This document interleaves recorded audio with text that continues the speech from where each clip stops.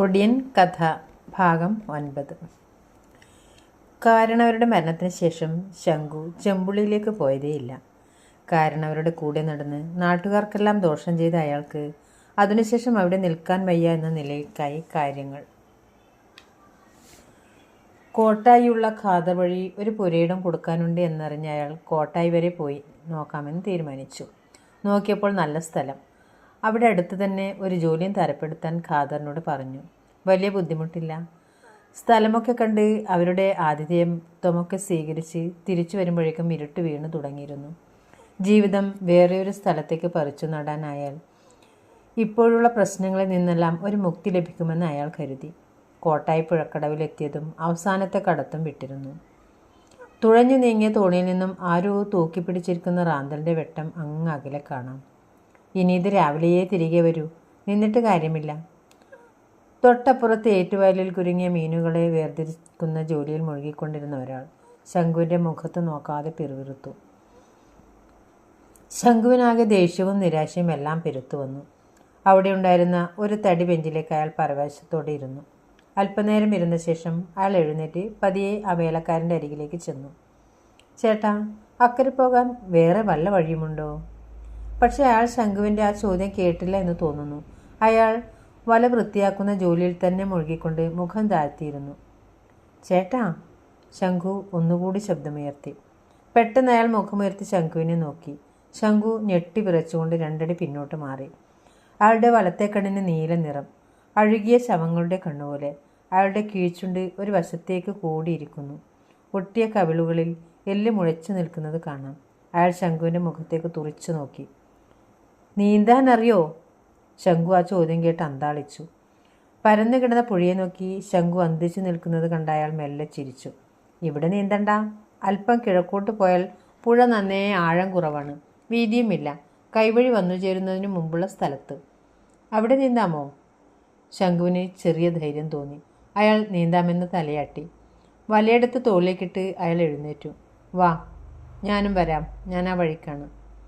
പുഴയ്ക്ക് സമാന്തരമായി കാണപ്പെട്ട ഒരു വഴിയിലൂടെ കുറ്റിപ്പുല്ലുകൾ വകഞ്ഞുകൊണ്ട് അയാൾ നടന്നു. അയാൾക്കൊപ്പം വേഗത്തിൽ നടക്കാൻ ശംഖു നന്നേ വിഷമിച്ചു. ദാ ആ വഴിക്ക് നേരെ നടന്നാൽ മതി. അവിടെ ഒരു വലിയ ആൽമരം കാണാം. അതിൻ്റെ അരികിലൂടെ ആ ഇറക്കം ഇറങ്ങിയാൽ പുഴ തന്നെ. അവിടെ തനിക്ക് പുഴ മുറിച്ചു കടക്കാൻ പ്രയാസമുണ്ടാവില്ല. നന്ദി അറിയിച്ച് ശംഖു നടന്നകലും വരെ അയാൾ ആ കാട്ടിൽ നിൽക്കുന്നുണ്ടായിരുന്നു, ഒരു കറുത്ത പ്രതിമ പോലെ. വഴി നീണ്ടു പോകുന്നു. പുഴയുടെ കലമ്പൽ ദൂരെ നിന്ന് കേൾക്കുന്ന പോലെ അകന്നുപോയിരിക്കുന്നു. തനിക്ക് വഴി തെറ്റിയിരിക്കുന്നു. അതോ ആ വലക്കാരൻ തന്നെ കുടുക്കിയതാണോ? രാത്രി യാത്രക്കാരെ വഴിതെറ്റിച്ച് കൊള്ളസങ്കേതത്തിൽ എത്തിച്ചു കൊടുക്കുന്ന ആളുകൾ ഇവിടെയൊക്കെ ഉണ്ട് എന്ന് കേട്ടിട്ടുണ്ട്. ഇനി അയാൾ അങ്ങനെ വല്ലതുമാണോ? ശംഖു ഭയന്നൊന്ന് തിരിഞ്ഞു നോക്കി. വന്ന വഴി പോലും വ്യക്തമല്ല. അയാളിൽ ഒരു വിറയൽ കടന്നുപോയി.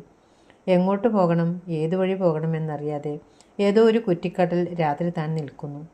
മനസ്സിൽ മനഃപൂർവ്വം ഒളിച്ചു വച്ച കിരാത ചിത്രങ്ങൾ അയാളുടെ മനസ്സിലേക്ക് ഓടി വന്നു. ഭയം അയാളെ പൂർണ്ണമായി ബന്ധനത്തിലാക്കി. എന്തു ചെയ്യണമെന്നറിയാതെ അയാൾ മുന്നിലേക്ക് ഓടി. കാൽ ഒരു വേരിൽ തട്ടി അയാൾ മറിഞ്ഞു വീണു. അകലെ നിന്നും നായ്ക്കൾ ഓലിയിടുന്ന ശബ്ദം, അത് കൂടുതൽ അടുത്തു വരുന്ന പോലെ. വീണിടത്തു നിന്നും പിടഞ്ഞെഴുന്നേറ്റ് അയാൾ പിന്നെയും മുന്നോട്ടോടി.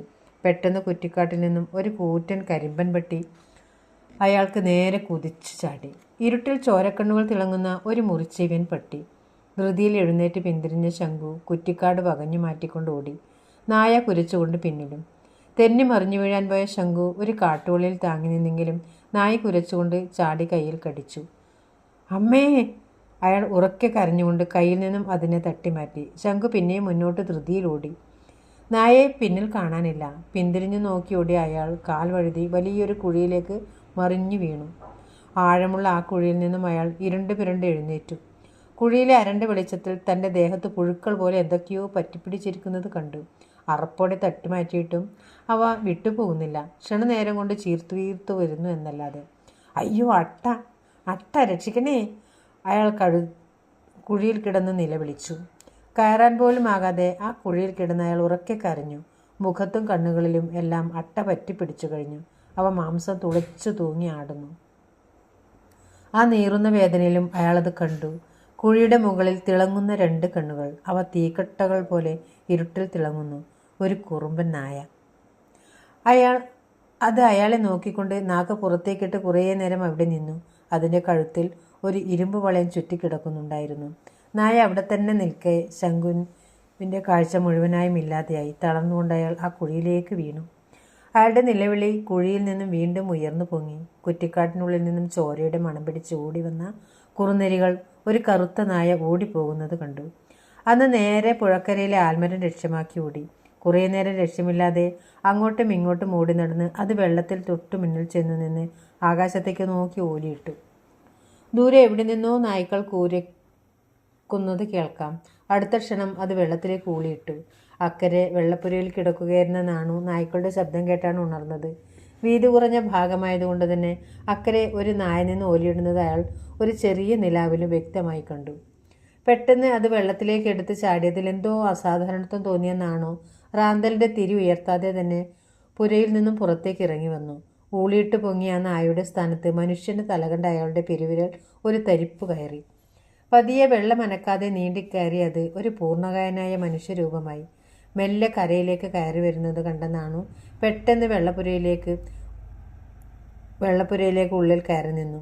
കറുത്തിരുണ്ട ആ നഗ്നരൂപം വള്ളപ്പുരയ്ക്ക് തൊട്ടപ്പുറത്തുകൂടി നടന്നു പോകുന്നത് നാണു ശ്വാസം അടക്കി പിടിച്ചുകൊണ്ട് കണ്ടു. അയാളുടെ കാലുകളിൽ കിടന്നിരുന്ന ഇരുമ്പ് വളകൾ ഇരുട്ടിലും നാണു വ്യക്തമായി കണ്ടു.